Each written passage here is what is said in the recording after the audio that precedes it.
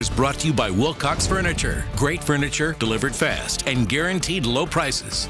Now, the most accurate forecast in South Texas with meteorologist Juan Acuna.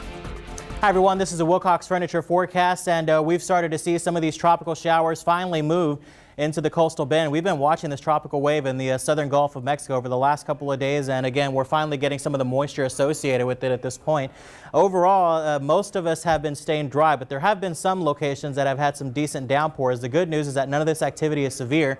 The cloud tops at this point are only going to about 15 to 23,000 feet, so they're not very tall, and essentially that's good news because the taller they go, the more hail we could see with some of these storms. But as you take a closer look, we have this one moderate little thunder shower off near the island, and that's about to move into the southern portion of the city right now. So you folks that are about to get caught in traffic or are caught in traffic at this point could be having to use the wipers here pretty soon. And this is pushing on up around Port Aransas near Ingleside by the bay as well, and eventually reaching on up into the Portland region too over the next couple of minutes or so.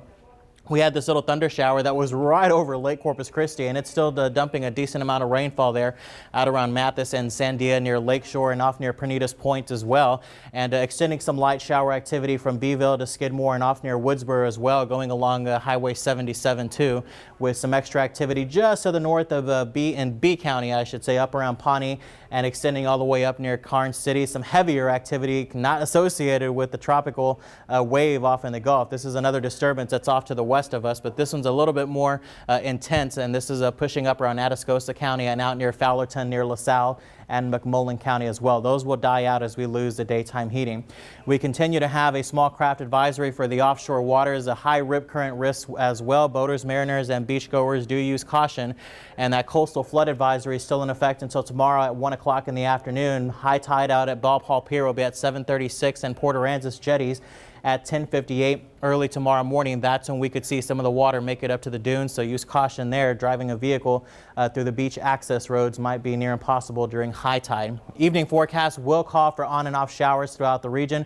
We'll look for about the middle to upper 70s early in the morning, 77 tropical showers, but by noontime, a lot of the activity, the lion's share of this will start to exit. We'll still have a couple of showers around, but with the sunshine breaking through some of those clouds, it's going to get really hot and humid very quickly, and 90 degrees by the 5 o'clock time frame. Here we have a large storm system off into the desert southwest. That's providing a lot of upper level winds. That's pushing a lot of this moisture off into the Gulf of Mexico. And notice that the high is off in the north central Gulf at this point. So this is providing a really decent pave wave of where a lot of this moisture is located. Here you see all the winds coming in from the southwest and off the Gulf of Mexico. So right into this general area. That's where they're expecting a lot of heavy rain, and that's where most of the rainfall is headed. So right into East Texas, Louisiana, and eventually up into the upper Midwest, where they don't need any more rain, unfortunately.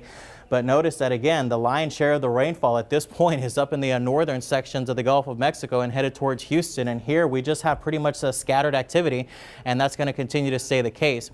The National Hurricane Center has dropped this to a 20% chance of tropical development in the next 48 hours, but it's moving to the north-northwest at 14 with gusts at 30 miles an hour. So here we go. As we go into tonight, some on and off shower activity across the region. It'll start to taper off as we go into the early afternoon hours, and then we really begin to dry out over the region. And as far as rainfall amounts are concerned, some of the heavier activity, we could still see about an inch of rain associated with this, but a good portion of us, about 1/4 of an inch up to 3/4 of an inches, are going to be possible. NEC Co-op Energy 7-day forecast. We go to 91 tomorrow, tropical downpours that'll start to taper off in the afternoon. After that, we're really talking about some serious heat. Highs getting close to 100, heat indices around 110 to 118 miles an hour, or degrees, I should say. And so we just have to deal with some rain and then get ready for the heat because it's on the way. Scorching. Scorching he heat. Says.